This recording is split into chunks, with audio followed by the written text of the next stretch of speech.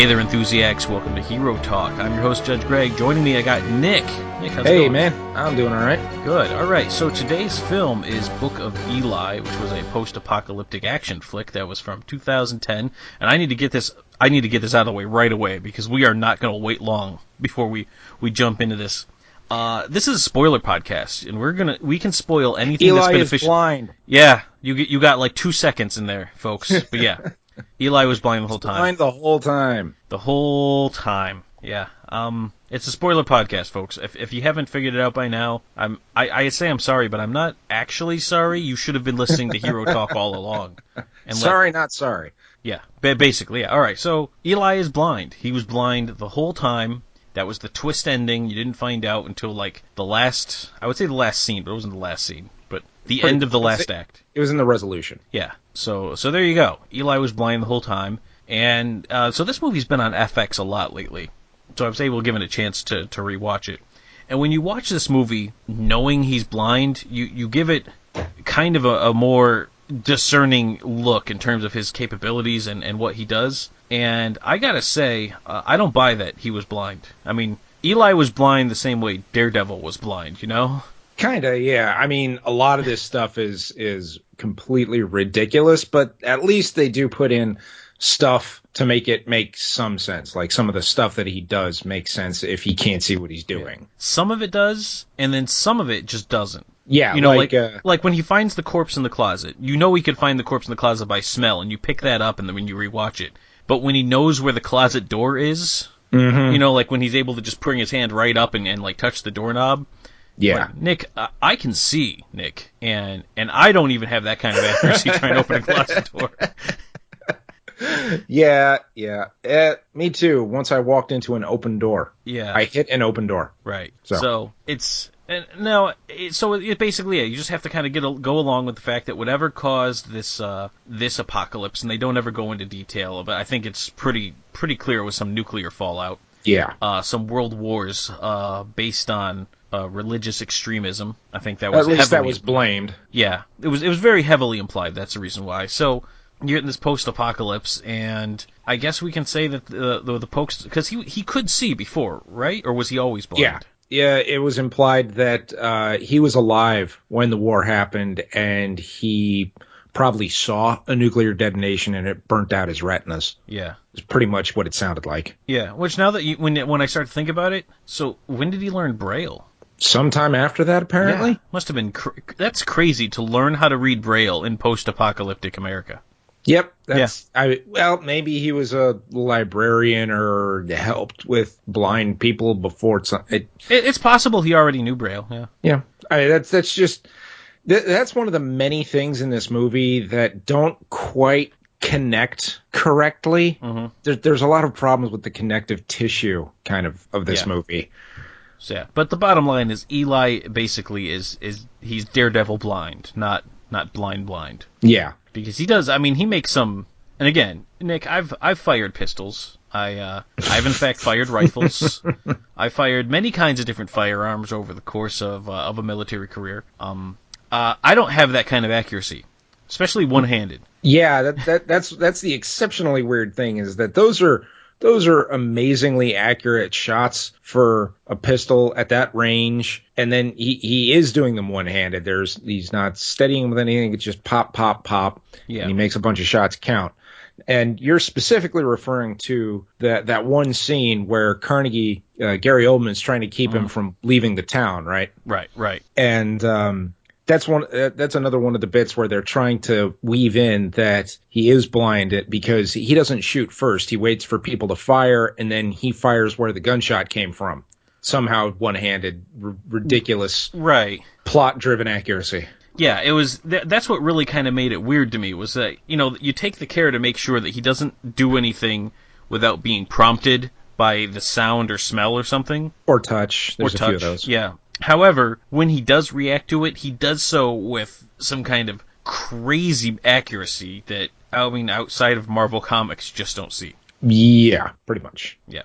But other than that, so I guess we should get into the cast a little bit. Yeah. We're not going to go too much into it. So Eli is played by Denzel Washington. Do we have to list what Denzel Washington has been in? Can we all just agree that he's been in a ton of movies and just move on? Yeah, and generally they're pretty good. Yeah. So Eli, who I guess he it's strongly implied that he heard a calling from a higher power, whatever it may be, to take a book that he found in the ashes. Now, this is a world where they have destroyed all religious texts because they believe that that the religious extremism is what caused the apocalypse. So they decided, well, this will never happen again. We'll burn all the books. You do. Yeah, like you do. And so he finds what is purported to be the last remaining Bible, and he just kind of gets this feeling that he has to go west. So that's what he's doing. He's just going west. The irony being is that in the biblical story of Eli, Eli did not actually hear God's calling. It was his student Samuel. Yeah. Yeah. I did not know that. Yeah, it was a. I have to admit I had to look that up. I did not have that right off the top of my head, but it sounded familiar. I guess I've probably read that portion of the Bible at some point, but yeah, I had to look that up. But so you didn't know it as well as Eli did? No, not as well as Eli did. That's another thing I really got to kind of throw shenanigans at. Is I cannot imagine memorizing the Bible word for word. With all of the chapter breaks, with all the verse breaks. That was the crazy thing. He knew the chapter and verse breaks. That was that's insane. Like, even I'm trying to think like how long he would have had to do it. You know, if you figure he's walking across America, it's post-apocalyptic America, so it's not really like a straight shot. You got to stop to forage and survive and find water and stuff. You figure maybe 20 years? Supposed to. He said that he was doing this for 30 years. 30? Yeah, that's right. He did 30 years. Wow, that's But even then, I mean, if you spent 30 years putting forth a concerted effort trying to memorize the Bible, that's still a massive, massive undertaking. Yeah, you'd be pretty pressed for time. And bearing in mind, and that's no small feat either. The chapter and verse breaks of all 66 books of the Bible. That is impressive. However, I guess this is the guy with the super crack shot aim and very proficient fighter in the Filipino martial art of Kali. So yeah, and what's more, if you're going to call shenanigans on stuff, there's also the fact that a Braille Bible. Yes, that's another spoiler. The Bible was in Braille the whole time because he's blind. Yeah. It is absolutely no way that it's that small. Like a Braille Bible takes up a whole bookshelf. Oh yeah, yeah. That was because in order to make it to trick you, basically, you had to make it the size of what would be, I would say, normal sized Bible. It was still pretty large. Yeah, it would be like a vanity printing of a Bible. Right. But it's also really weird when you look at, there's the bit near the end when Gary Oldman's kind of cradling it to him, and you can see it from the side, and you can see that those pages are really, really thick. Yes, you can. Yeah. So now I didn't call it. I didn't think it was going to be in Braille. I didn't call the trick ending. I thought that Eli would have done something swift, like at that scene when they were at the cottage with George and Martha. George and Martha. Oh, weren't George and Martha the Wilsons next door to Dennis the Menace? I don't know off the top of my head. I'd like to think that they are. I want to say it's the same people. It makes me feel better. They're still around. Kid so much he has to get a couch full of assault rifles. Yep. Well, it helped him out in the apocalypse. And I'd also like to think that they ate Dennis. That they ate Dennis. Yeah. For some reason, it just gives me a warm fuzzy inside, and I should probably seek some help for that. But what can I do? But yeah, I kind of got I thought that he was gonna like slip in a phone book into the cover and have just ripped the cover out, because I thought they established in one of the establishing shots that there was a phone book in there. But I don't remember that one. Yeah, I was way off. So anyway, there was a different. All right, so we're rolling through the cast now. So we've mentioned him a couple times. Carnegie's played by Gary Oldman. We all know what he's been in, and he plays the villain because Gary Oldman likes playing the villain. Yep, and it's fun to watch him overact. It is, and so fun to watch him overact. Man, this guy can chew scenery. I mean, he's not like a Raul Julia level of chewing scenery. Yeah. Because no man could ever match that. But yeah, he's up there. Yeah, well, he's the kind of chewing scenery where you almost don't notice that he's doing it. Mm-hmm. Like, he's really over the top. Is it possible to be over the top and natural at the same time? I think so. If so, that's what he is. Yeah, that's a great way to describe it. So his star-studded class. His little what would I call him? His lackey, but not his kind of lieutenant. His right hand man, Redridge. Yeah, Redridge was played by Ray Stevenson. Who's been in a lot of things I haven't seen. Yeah, he's been in a ton of stuff. Let's see, he's Thor. He's one of the Warriors 3 in Thor. I couldn't tell you which one to save my life. I'd have to look it up. I'm doing that right now. Volstagg. He was Volstagg. He was Firefly in the G.I. Joe Retaliation flick. I want to say he was Punisher in the Punisher Warzone. Not the Tom Jane one, the other one. Isn't that the one that people actually liked but nobody saw? I don't know if anyone liked it. I saw it, and I thought it was horrible. Okay. I remember one of those Punisher movies people thought was okay, but nobody saw it. Yeah, I like the Tom Jane one. I did not like this one. So the one Punisher was the one with Thomas Jane, not to be confused with the other movie just called Punisher, which was starring Dolph Lundgren, which I've also seen and was not very good. This one was Punisher Warzone, and it's, I mean, he looked more like Punisher, and he kind of got the character down more, but the movie around him was just stupid. And, well, I never saw him in this. I do know that he was in Rome, which I think was on HBO. He played somebody in that. Again, never saw him in Rome, but I remember when he was cast as Punisher, everyone said, well, it's Ray Stevenson from Rome. Yep, well, again, like a bunch of stuff I haven't seen. Yeah. And that means I haven't seen Thor yet. So well, that's all right. I like to think of Thor as just He-Man. It makes me feel better. You know, he's got his magic weapon that makes him power. It just feels more like He-Man. Anyway, we are talking about Book of Eli. Let's see who else we got. We have Claudia, played by Jennifer Beals. Now, I know Jennifer Beals from Flashdance. I can't think of anything else that she's been in that I have seen. She is someone else who's not in anything I'm familiar with. Yeah. I'm sure she's been in more stuff than Flashdance. She has a big old full IMDb page that I haven't read and probably won't. But I just know her from Flashdance. So, but she was in it, did a great job. Mila Kunis, who's been in a ton of stuff. I'm not even going to list what she's been in. She's a star of Jupiter Ascending.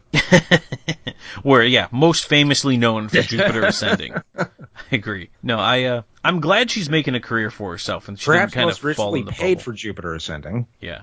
Yeah, I'm trying to think if she'd been in anything else she would have received a bigger paycheck for. But no, Jupiter Ascending's probably been maybe if you added all of Family Guy together. Yeah. She's also, doesn't she do, she does some whiskey ads, too. News to me. Yeah. It's something where she talks about, like, how Jim Beam whiskey is specially aged, and then she, like, brands a big old cask of it with her name, and she'll be like, and I'll be back to get this in 5 years. And I remember thinking, like, that is a lot of whiskey. She is not that big a girl. There's no way she drinks that much whiskey in that amount of time. Like that. You know, I'm supposed to believe that whiskey's supposed to last her for 5 years until, I guess, the next. I don't know. I'm overthinking it. Yes, you are. And I need to stop. All right, so that's really the only cast I really feel we need to go into. Did anybody else really jump out to you? There's a couple of little bits. I know from, was it George and Martha? George, I noticed he played Dumbledore. Oh, George was Dumbledore? And this is something that I find even more interesting. The engineer in town, the one who unlocked the Bible and bartered with Eli at the beginning, is Tom Waits. That I did know, yeah.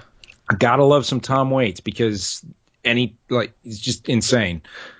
He's one of those guys, and I feel bad. He's that guy where you almost, if you saw him walking down the street, you'd be like, you're the guy from that show. But, like, I couldn't tell you what show he's been on. It's like, he looks familiar. I've probably seen him in 100 things.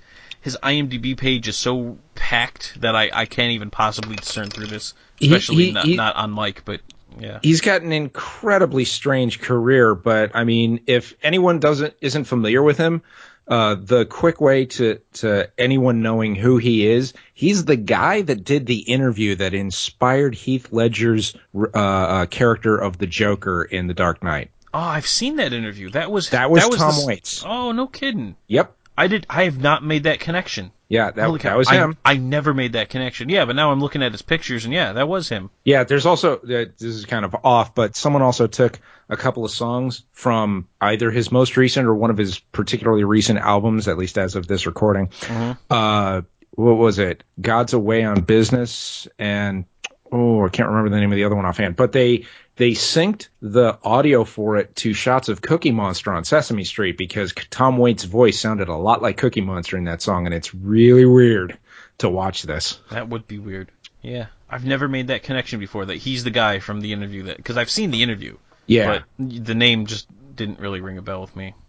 So yeah, holy cow, Dumbledore. Yep. Now there was two people who played Dumbledore, right? I think it was the later one. I'm not sure. Okay. Because the first one was dead and this guy's still alive. Okay. That's not really the most sensitive way of putting it, but I'm not going to edit that out, so we're just going to go ahead and it's going to make the final cut. Let me see. So now I felt like I needed to look up Martha and look her up. She's what has she been in? She's also from Harry Potter. Really? Yeah. Don't ask me who she played. I'm just looking at. All right, Madame Maxime. Does that? Did you ever see the movies? I saw one of the movies once. I think I saw. This is how random it's been. I saw like 1, 5, and then the last one, the second part of 7. Aha. So obviously I missed some stuff in there. I feel like if I had seen all of them in order, I probably would have gotten more out of it. But I don't have time. Yeah, I don't have that kind of time. I saw the last one because I just kind of wanted to see how everything wrapped up. That was my motivation. Like, oh, so he dies. Oh, so she dies. Oh, all right. Everyone's dead except the main characters. And Snape died, but that's okay. He was good all along. It's all on the table in fair game, people. But yeah. All right. So she killed Dumbledore. Yep. Anywho, I can't. Did I just say anywho? I apologize. Yeah, but I think that's pretty much every important cast member. Right. There's this other guy who was he's credited as the raid leader, and his name is Chris Browning, and I swear he sounds familiar, like I should have seen him in 100 Things. But no. I think I know who you're talking about, and the reason he sounds really familiar is because he sounds a lot like Badger from Breaking Bad. Oh, okay. And it's not him. No, it isn't. It's just his voice sounds a lot like No, I don't recognize anything he's been in. Although he's in the new Supergirl series that's on CBS now. It's on my DVR. I haven't watched it yet, but yeah. I have to decide if I'm going to actually keep watching. I don't know. Unless that person was supposed to be the first raid leader that we see Eli run into and basically just kill all of them right away. His first line sounded a lot like Jeff Bridges. Yeah. Again, it wasn't Jeff Bridges. Yeah. Speaking of that scene, so that's another scene. You watch now, you know he's blind, and you kind of wait to see, like, is there anything that tips him off to a lot of these things coming? And now the guy with the chainsaw, I can kind of play around with. If you can hear the chainsaw, you can maybe react to it. He's also, like, blocking things from people that are behind him who aren't making that much noise. Like the parrying is total garbage. That has to be just that. Like, if we can accept gun kata, we should be able to accept at least, like, some degree of echolocation ability in Eli. Yeah. At this point, and the problem is that when you make the reveal, like, oh, he was blind the whole time, and then you almost, like, you make people start to look back and think through the movie, and then you know if somebody wants to see it again. Now, granted, given its Rotten Tomatoes rating, probably not a lot of people wanted to see it again. And I don't know why. It's not a bad movie. We've certainly reviewed worse on Hero Talk. Oh, yes. You know what? Gary Oldman was allowed to overact in this. He pretty much wasn't allowed to overact in RoboCop. So. Yeah, but I don't know. I feel like if that's going to be your twist, you can't have him doing these fantastical, unbelievable things, because then it feels almost like the twist is a betrayal of the character. You know, because now I'm sitting there looking, I'm like, now, come on, there's no way he was blind, and that's not the reaction you want to your big twist. Yeah, the parrying just blows everything out of the water. It's like I can accept, like, some echolocation ability, like there are cases of human echolocation on record. There is, like, several points where you can hear him, like, clicking his tongue or something. Yeah. Again, actually, the scene when Gary Oldman was trying to stop him from leaving the town, right? When everybody's trying to stop him, you can hear him going something like that. So I never put that together. That was echolocation, wasn't it? Yeah, same thing when he was hunting the cat at the beginning. Yeah, you're right. No, I never pieced that together that he was using echolocation. I just thought it was like a nervous tick that he had as a character. But yeah, no, that could be seen. Yeah. Yeah, I'm pretty sure that was intentional, because there's a few other kind of intentional tips to it. Even at the beginning, he walks into a shadowy house and he doesn't take off his sunglasses. Right. Or, like, he puts his hand on the shelf and just kind of, like, slides it across and starts knocking stuff off. And if they kept with that level of, I don't know how you call it, relative clumsiness, then it would be a lot more believable. If say when the fights happened, he actually just killed everybody so quickly that parrying wasn't an issue. Yeah, exactly. Because you can buy the whole like you touch me with that hand again, you're not going to get it back because as soon as the guy pushes him, he knows where it's at. Yeah. So he can react to that. But when you show like that he's parrying and like dodging attacks that he shouldn't know are coming, then you just you get now I'm in this world where he's basically Daredevil and effectively not blind, except just can't read words on a page. He has to read Braille. Like no trespassing. Yeah. Can't read a no trespassing sign. Mm-hmm. But that got us to George and Martha, so. It did get us to George and Martha. And there were some good parts in George and Martha, like when he heard the rattling of the teacup, and that's how he knew that they were cannibals, because I don't know if there's any scientific basis to this, but in the world of Eli, cannibals handshakes. Yeah, there is a basis for it. It's an actual disease where mutated proteins start replicating in the brain and they start causing trembling and all kinds of other nasty stuff. But it's not the kind of thing that'll manifest after a few years, and it's usually because people like generationally keep eating the brains of people, so these mutated proteins keep replicating in the brain and stacking onto itself. Okay, so it's not something that would happen like if people just started being cannibals since a nuclear holocaust, basically. Yeah, let me see if I can find the name of it. Not that I really want people to do a lot of studies on cannibalism, but I just... Yeah, it's called Kuru. Okay. It's transmitted by prions, a mix of... Oh, I think that was... Never mind.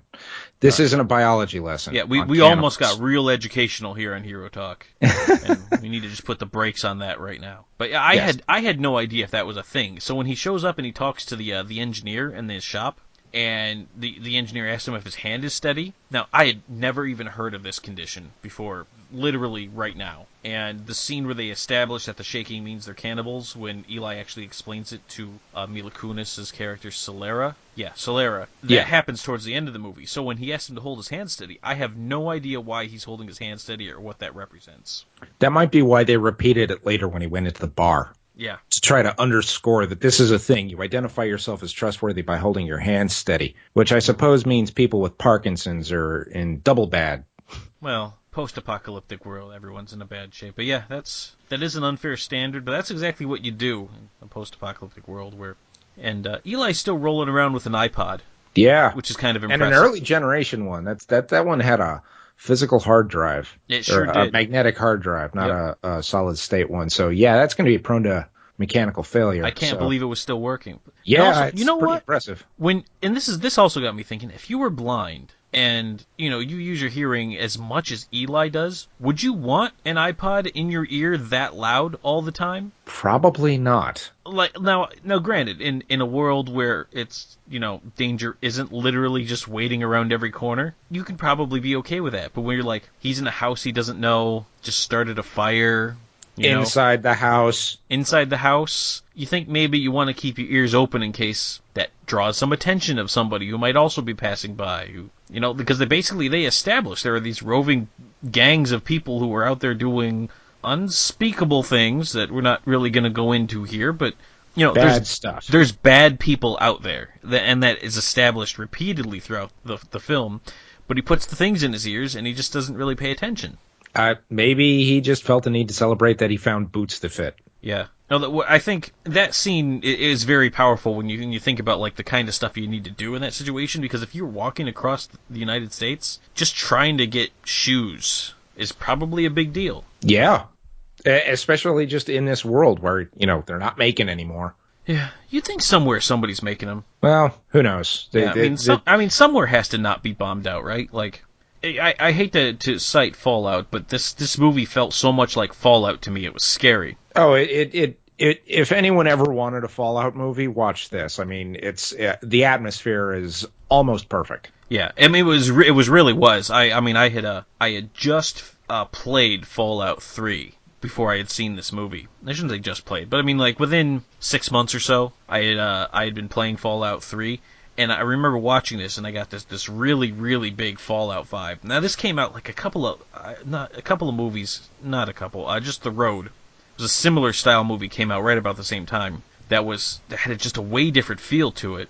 And then this came out, and this was just Fallout. And I've seen this movie compared to The Road and like compared to The Road Warrior. And I would say this Fallout is probably the most accurate way of trying to like piece together what was going on in this movie. And I didn't really see a whole lot, or at least recognize a whole lot that could have made this not a Fallout movie.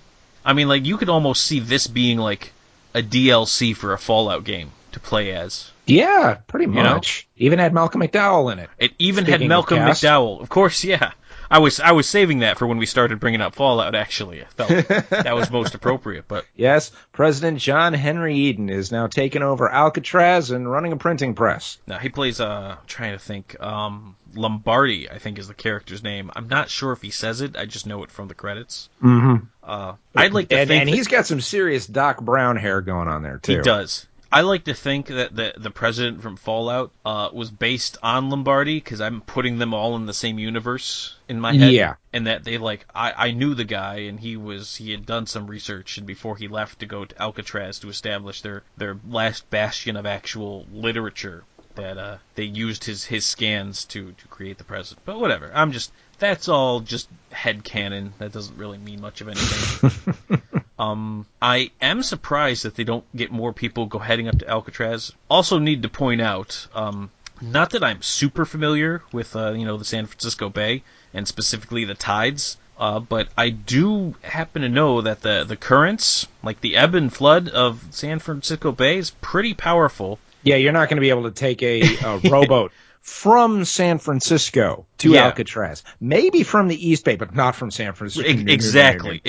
And like when you show That's them, part of why Alcatraz was a very secure prison, because if you left, where are you going to go? You're going to get sucked out into the ocean. yeah. So there's this point where they're like in San Francisco, they point the boat at Alcatraz, and they're rowing, and I'm just thinking like, no, not a chance. Nope. If you want me to believe that they can somehow fight the current, super. All right, guy's already got superhuman abilities. Fine. Like rowing a boat with a gunshot wound in his stomach. Yeah, but you're not just gonna point at the boat at Alcatraz. Like that's just. I guess they're assuming that people don't know how flood works and ebb flood works. But yeah, anyway, that was kind of silly. But anyway, that's a I think it's nitpick. because the big problem was that they were in San Francisco itself when they left, and they needed to be in San Francisco itself for people to realize they were in the Bay Area. Right. Where if they were on the East Bay, maybe if they were on the East Bay and looking out over and saw the Golden Gate Bridge.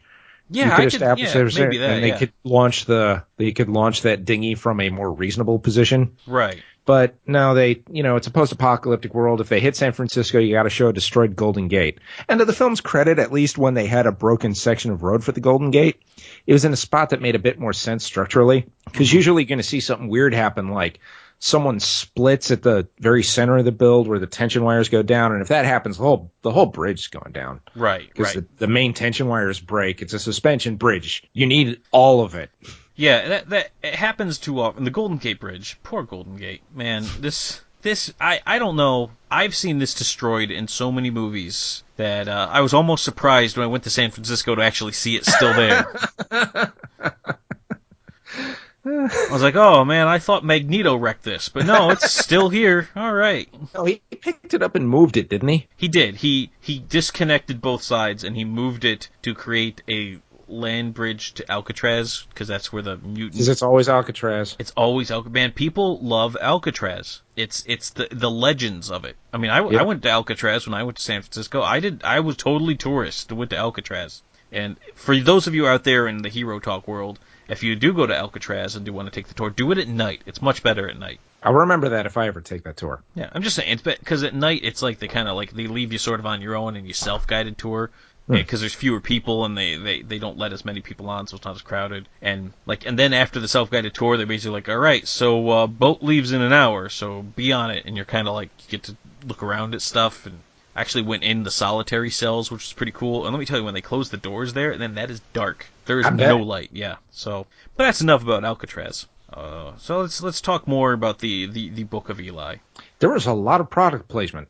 There was a lot of You product wouldn't placement. think a post-apocalyptic movie would have so much. No, but let's think what there was. KFC immediately jumps to mind. Beats by Dre. That's right. He had Beats. That's right. The iPod itself. The iPod itself. There was a Motorola Megaphone. There was. Holy cow. You're right. Wow. Yeah, there's a lot of weird stuff. I I guess that's GMC trucks, maybe, but I mean, you gotta have some car somewhere, I suppose. right. Yeah, but yeah, there was the KFC one. I think was the one that stuck out to me because he's using the KFC handy wipes to clean himself, and he was using them as Yeah. currency.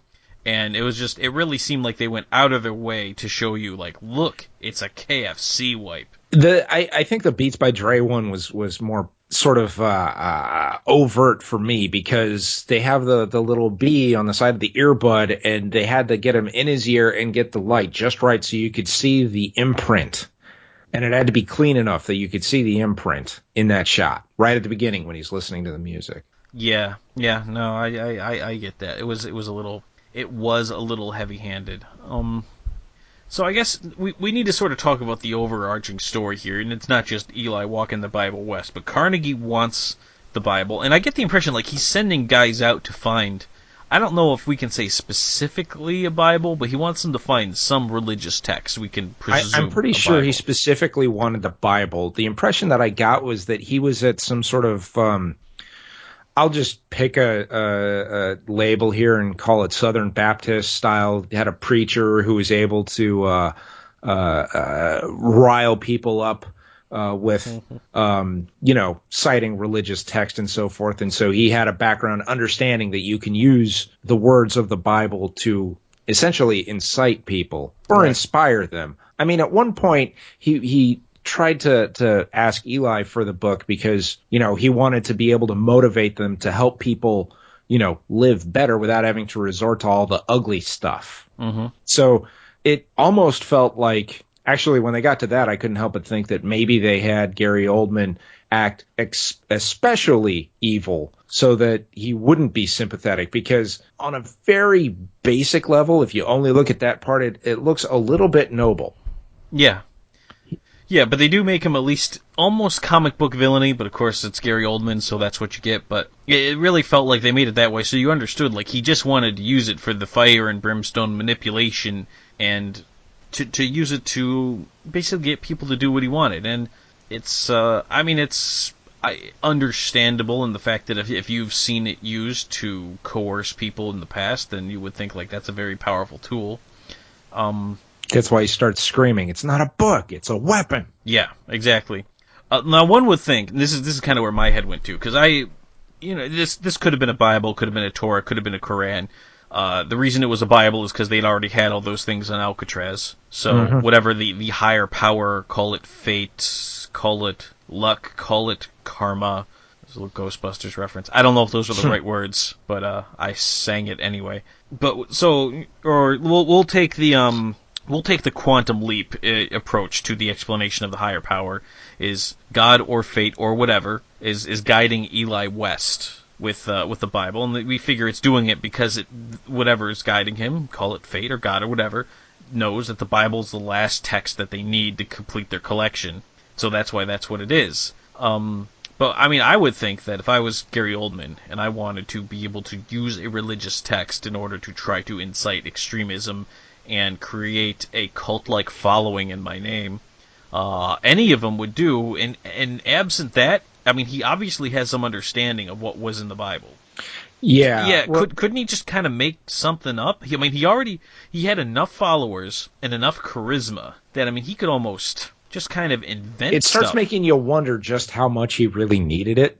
And that's Yeah. another one of those links where the movie kind of fails, where it just doesn't look like it should be that necessary for him to be this dead set on getting this book, where he's constantly sending people out to scour the countryside, to scour through burnt out buildings or whatever, or raiding people to try to find a copy of it, and then starting essentially a small war to try to get a copy of it. It doesn't make sense. I mean, yeah, in order to get the copy of the book, he ran his resources so low that he didn't have the ability to maintain any order in his little township anymore. Yeah, everything fell apart. Eli shot him at one point, and he didn't spend enough time or effort trying to recover. He kept pushing himself. His wound got gangrenous, so he was dying. Eli and George and Martha wound up killing a bunch of his men. He wound up having nothing left, and he was dying, and everything was falling apart, and he wound up with a copy of a Braille Bible that he couldn't read. The woman there he was with, Solera's mom, I can't remember her name. Claudia, yeah, and she was blind. She theoretically could read Braille, but she wouldn't do it for him, and she just walked out. Mm-hmm. And speaking of her being blind, I thought that was a strange inclusion to have her be blind, and you can see her reacting in a much more natural way as a state of blindness, where she's saying she didn't get Daredevil powers from it. Yeah, no, she did not. Yeah, but yeah, I think that was kind of the point I was trying to make is that Carnegie is portrayed as a character who would not need to have religious texts in front of him in order to create a cult-like following. He could just make up religious-esque texts. He probably knows enough of it offhand that he could make enough of it to get that kind of a following already. I mean, if you look at some cults, and we're not going to try to make this into a religious podcast. It's not religious talk. But there are some cults out there that have basically... there's no real established basis for their belief system. They've just sort of made it up as they go. Yep. And I don't see any reason why somebody who had that intention would need a Bible for that, especially from what seemed like most of the people in that town. Now, some of those guys had to be old enough to at least have remembered that there were Bibles and Korans and Torahs and religious texts and Books of Mormon and stuff. Mm-hmm. But, I mean, especially like his raid leader guy, had no idea what he was asking for, Like, why do you want the Bible? He's like, did I get the right book? Like, he didn't even know how to read, basically, to even know if he got something that was called the Bible. And he wound up getting the Da Vinci Code and some other fluff. Yeah, now, if you can't create a cult on the Da Vinci Code, you're just not trying hard. There's plenty in there to go on, all right? But anyway, it's it just kind of seemed odd to me that this guy couldn't read, because he was clearly old enough to have been around before all the bombs fell. If you want to tell me maybe he just never learned to read because he was in the penal system, and again, we're not going to just talk about the American justice system and any of the failures there, but it just seemed to me like they was very selective in terms of the timeline for how long things had been bad and how far gone people were, that it's hard for me to believe that, guys like the engineer and guys like Ray Stevenson and guys like all these other people wouldn't already have some knowledge of the Bible or any just basic knowledge of the world's religions that were prior to the burnings, or would still, even be able to read or something. It really felt kind of odd that Gary Oldman's the only one who remembered out of all these people. And you're pointing all this out, and you're going to accept the concept that every Bible was destroyed. There's a lot of them out there. There are. It is the most printed book in the history of print. It was, in fact, the first printed book in the on a printing press. And so it was. They didn't get them all. But yeah, I guess if you want to look at it from Carnegie's point of view, it's not like they're all just walking through his town. Right. Well, the another thing, pointing out all this stuff, and this was a very faith-inspired movie, and in my opinion, a lot of faith-inspired fiction, like the idea and the impetus for creating this story was based on your faith, oftentimes sort of veer into very hand-wavy, heavy-handed storytelling, like just moralizing almost, something like that. Right. But I mean, there was a pretty good message in there. Is that there was kind of in the subtext, there was this whole subplot of the fact that Eli reads the Bible every night, is dedicating himself to memorizing the Bible, and he gets towards the end, he's like, I never really considered the words that were in it, Yeah, well, he lost sight of it. Yeah. I think that the point I was trying to get at is I think that this movie is actually better than most examples of such faith-inspired fiction. Mm-hmm. But I think in here it manifests itself in a lot of the, like I said earlier, the connective tissue doesn't quite work. I mean, I guess you could call it the Act 1 to Act 2 transition is so clumsy when Carnegie sends Solara to try to seduce Eli, and Eli says, "No, I'm not going to do that." But she has to stay so that her mom doesn't get beaten. So it's like, okay. And they eat together, and he prays, and then she just mimics it the next day, which tips Carnegie off to the presence of the Bible. Right. That really didn't make any sense. That was definitely an entire sequence made almost entirely for plot convenience. Yeah, it was. I don't think there was a lot of realism to the fact that she would repeat the prayer without really 100% understanding it. But I don't. We don't see a lot of conversation. Maybe she was more inquisitive. Maybe I don't know. I was a little clunky, but there was worse stuff in there, like the fact that Eli had superpowers. Yeah. No, I was just narratively, that particular transition stuck out to me quite a bit. Yeah, I would say the thing that bothered me the most was the idea that Carnegie couldn't just make up stuff, and that his guy there, I can't think of the guy's name now. Ray Stevenson's character, Redridge. Yeah, Redridge. That Redridge and like his band of hooligans couldn't read somehow. Like Redridge could read, but he didn't want to go out on the raids. Oh, is that what was going on? That's the impression I got. Yeah, like at the beginning, he's like, "Do you want to go out?" And he's like, "No." But then why couldn't his guys read? I mean, were they all super young? Is that was going like because Mila Kunis I can understand. She was clearly born after things went down, and it's just she's not in a world where learning to read is a priority, unless it's reading Braille, in which case you can figure that out and get it done. Well, actually, another thing about sort of the mindlessly zealous nature of Carnegie is if you use him as, or rather, if you use Malcolm McDowell's character as a counterpoint to Gary Oldman's character, where Gary Oldman he's reading and he looks like he's interested in knowledge, but he's really just interested in power. And then you go to see Malcolm McDowell and the library that they're amassing in Alcatraz, they're actually doing what Gary Oldman sort of presented himself as trying to do, to try to gain this information to rebuild. Yep. So and so just because I can't quite remember, and I don't know why it's worth mentioning in Hero Talk, but it was a New King James version of the Bible, right? I believe so, yes. They said what that was. So like all those other translations are gone. Apparently. So I don't know if that was significant or not, but or it's just the first translation that they had in their library. Because like you said, it's very hard to believe that this is the last one. I mean, he found a working iPod somewhere out there. Somewhere out there, there's a working Kindle that's got, every possible version of the Bible you could possibly imagine out there, and it just needs a good charge. Every single Gideon's Bible in every motel, everywhere has been destroyed. I know. Some of those drawers are locked, people. Yeah, so you're willing to tell me that somewhere, in some bombed-out, post-apocalyptic world, somebody went through all the Motel 6s, got all the Bibles out of it. No, there are other Bibles out there. Although, in their defense, I do think that they distribute the New King James Version, so they've already got that one. Mm. That one, they got the memorized Braille version of it.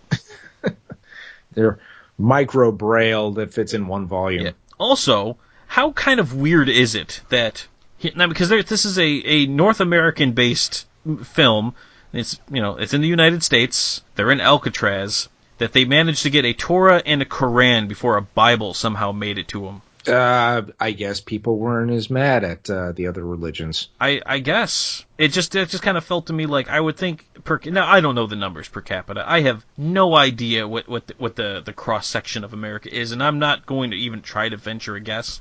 But if I had to just go with what I thought would be the general convention, I would think there are probably per capita more Bibles in the United States than there are Korans or Torahs, and the Tanakh too. I keep forgetting the Tanakh, but they specifically showed that it's another, I believe, Jewish text. Yeah, I saw that one there too. I was trying to identify it, and I just kind of gave up real quick.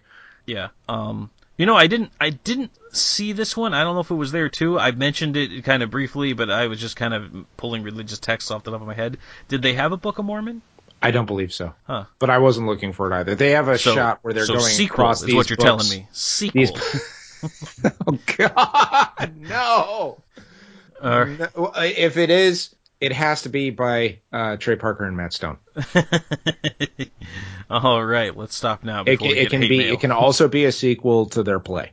Okay, we could do that. Anyway, so yeah, I just really briefly looked up the tonic to see what's actually in the tonic, which is now here's the funny thing though, because they had the Torah and they had the tonic, and there's actually a lot of overlap between those two books and the Bible. I mean, it's I almost. believe that. I mean, there's between those two books, they had most of the Old Testament. It was really the New Testament they needed. Yeah. And now let's And there's bear a in mind. whole bunch of, if you start getting into specifically New Testament printing, there's more Bibles there that are just the New Oh, Testament. there are just the new ones. I remember at college they used to, one of the Gideons would come a couple times a year and just start handing out New Testament Bibles to anyone walking by. So you're telling me that somebody went through all the college campus dorm rooms and dug through their bookshelves and got all of those in post-apocalyptic, yeah. All right, I think we've put that to bed enough. So I don't think we have. There's also that Lolcats Bible translation. Yeah, but they're not gonna. They don't want that at Alcatraz. No, they don't. All right, so let's go back to George and Martha just for a moment. Yes, that's the most entertaining thing that we haven't gone into enough yet. Yeah, I know this is awful, especially because I've told you that I've had canon that they were George and Martha Wilson from Dennis the Menace, and they actually ate Dennis, and why not his parents too, and probably Margaret. I get why people don't want cannibals around, that it's frowned upon. I mean, it is negative karma in Fallout, so that makes sense with the world around you. However, drinking blood was not negative karma, was it? I don't remember. I don't know. I don't think so. Yeah. By the way, this is a good time to say, we're also going to spoil the Fallout 3 video game, too. That's on the table in fair game. Because in Fallout 3, like, you met with the vampires, and you could either learn their vampire code, and if you did that, you could drink blood and get your health back. Mm-hmm. Or you could just do what I did on my second playthrough and just go in guns a-blazing and kill them all. I think I did use blood packs in that game, and because I wasn't a vampire, it only gave me 1 hit point back, and I didn't get any negative karma from it there. Oh, okay. I think if you actually were a vampire, you got 10 blood or 10 hit points back something from like it. that. Yeah. Anyway, but anyway, these people were cannibals. You get negative karma points for being a cannibal. Also, there was some other game where if you ate, they called it meat, quote unquote, and if you ate that, then you also got negative karma. I don't know. Was that stupid Ubisoft one that was kind of released unfinished? You climb buildings. I don't know. It doesn't matter. We're not talking about that. So I get it. It's negative karma, and you don't want to associate with these people. But George and Martha were being quite pleasant and nice. Yeah, they fired up the old Victrola. They sure did. Played Ring My Bell. Yeah, I mean, they were being very polite, so it just kind of seemed a little odd, like when Eli was like, okay, we gotta go. We have to leave. You stay sitting down right there. I mean, I think the implication was that George and Martha were going to kill Eli and Solaris and eat them. No, that just kind of seems like it's stereotyping. Not that I think that cannibals get a bad rap and we need to learn to understand them. That is not whatever I'm trying to go with this. But it just seems like in when you get to post-apocalyptic America, maybe you got to relax your standards a little bit for the sake of survival. Not that I'm saying you should eat people in post-apocalyptic America. You should not. That is negative karma. Goose, I'm talking to you specifically now, Goose. Should not do that. I don't care if you always play as the bad guy in these games. Goose, talking to you. Don't eat people. That's bad, okay? Yeah. So, but anyway, but like, you don't. I mean, obviously, don't eat any meat they offer you, but yeah, you can drink their tea. Well, they did. So, and they did, yeah. And if they had any cheese, I don't know. Was there any kind of weird cannibal way to make cheese that you need to be worried about? I don't think so, unless it's cannibal head cheese, but that's a completely different thing. Yeah, you would think he would, by smell, he'd be able to figure that part out. But anyway, and man, those guys had some guns. Oh yeah. That was. Something about this reminded me of this something. All the guns reminded me about the survivalists from Tremors. Oh, yeah. You know what? And this is... I mean, all you people want to sit there and be like, oh, you got to register. Why do you need a rocket-propelled grenade launcher? This is why you need a rocket-propelled grenade launcher.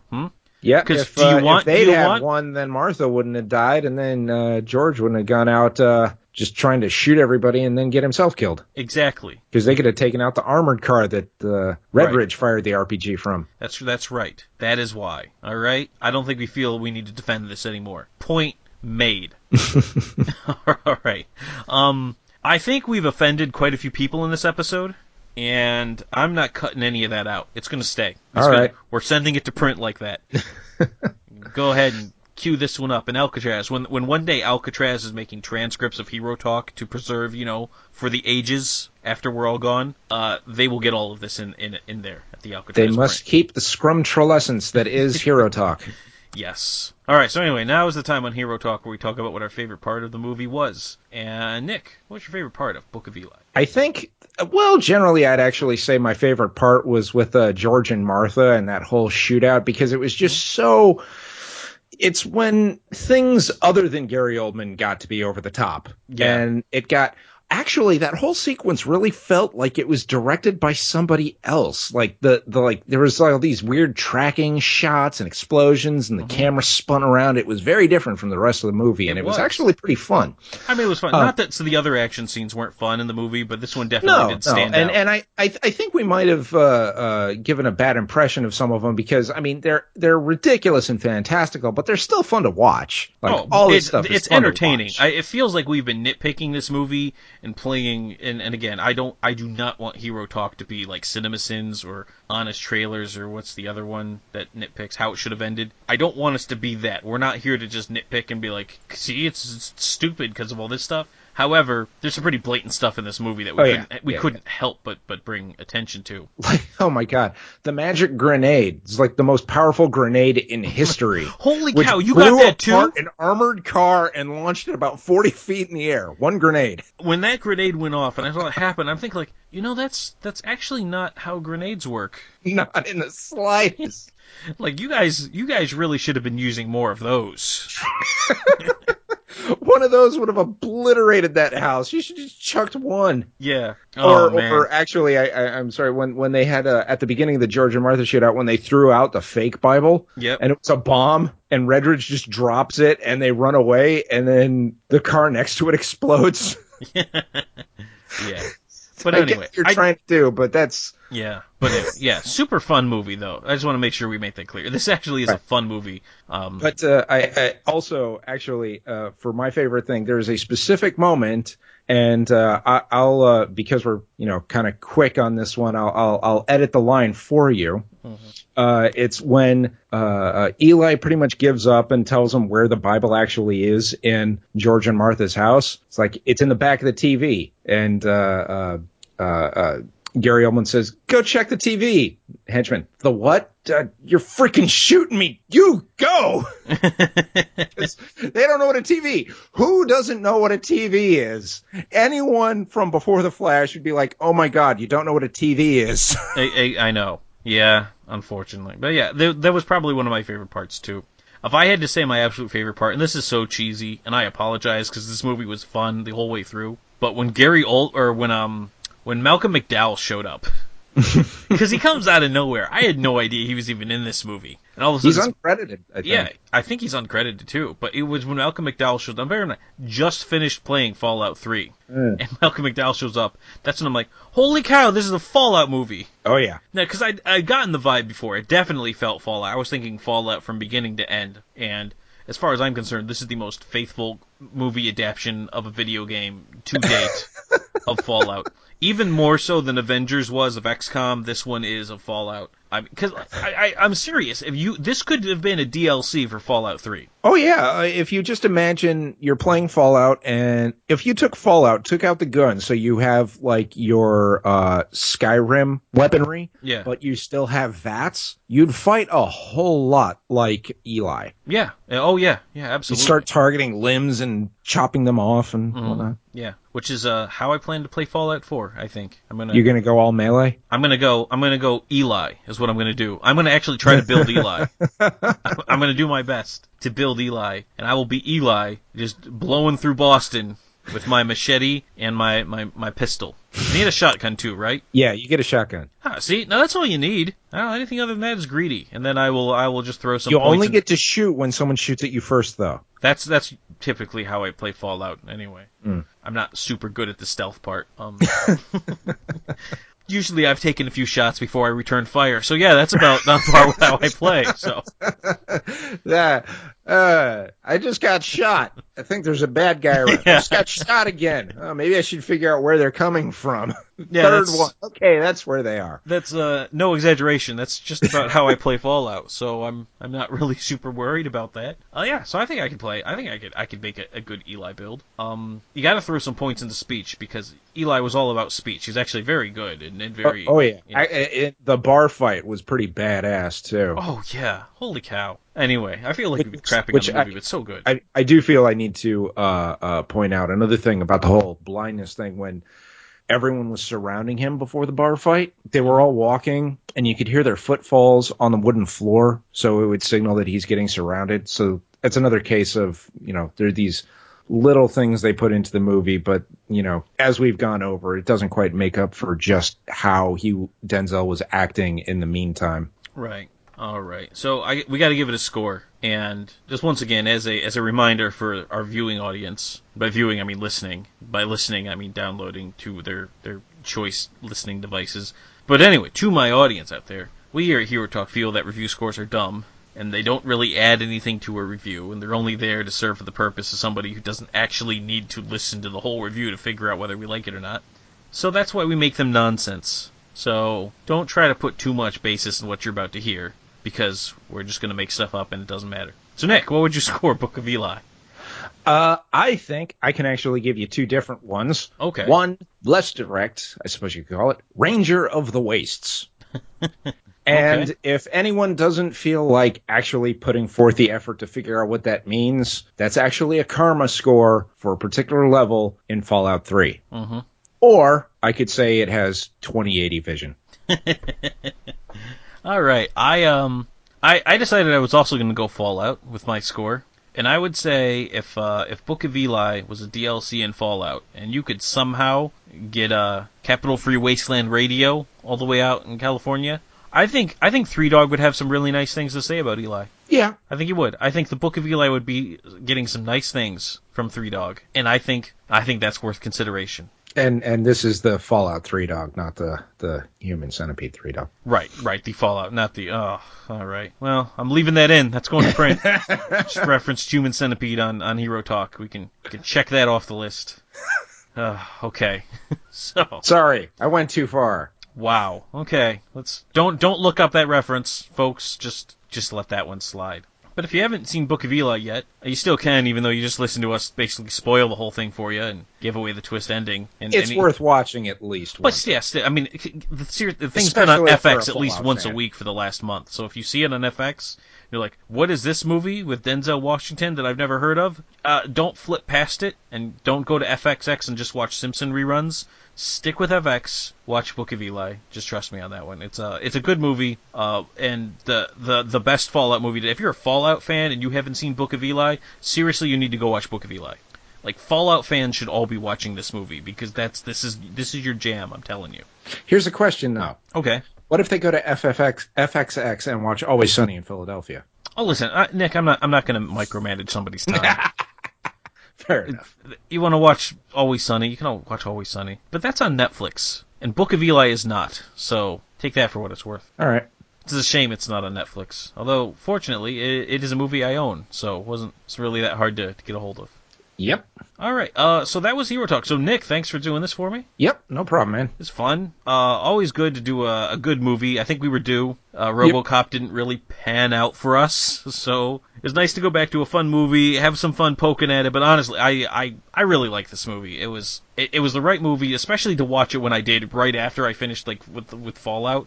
That was perfect, I think. Yeah. And it is definitely a flawed movie, but there's a lot of fun to be had. right, which is the especially if you best don't way take to it do too a movie. seriously. Yeah.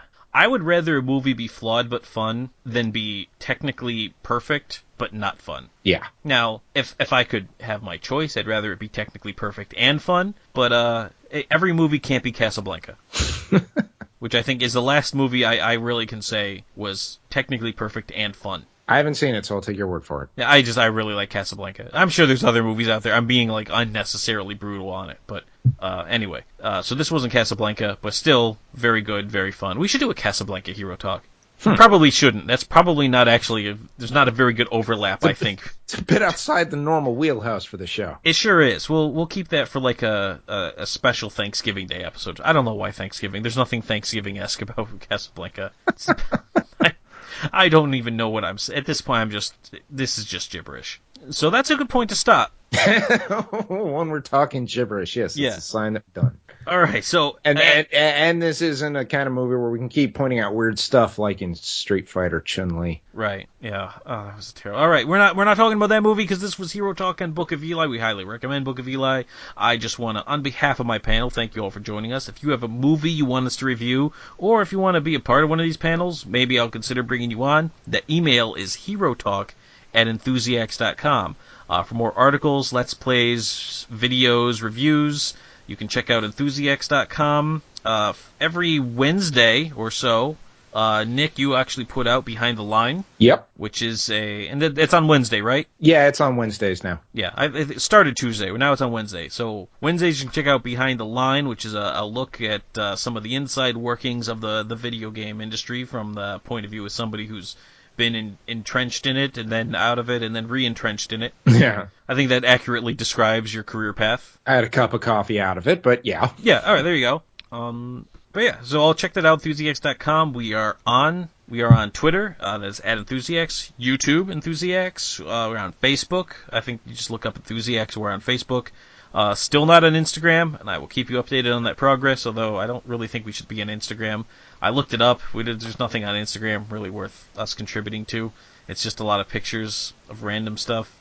So anyway, I'm sorry if Instagram's your social media of choice. I don't get it, and I don't think I ever will. But anyway, after all of that, I just want to thank you all for joining us, and I encourage you, nay, I demand, no, I'm just going to encourage. I encourage you to join us next time for Hero Talk.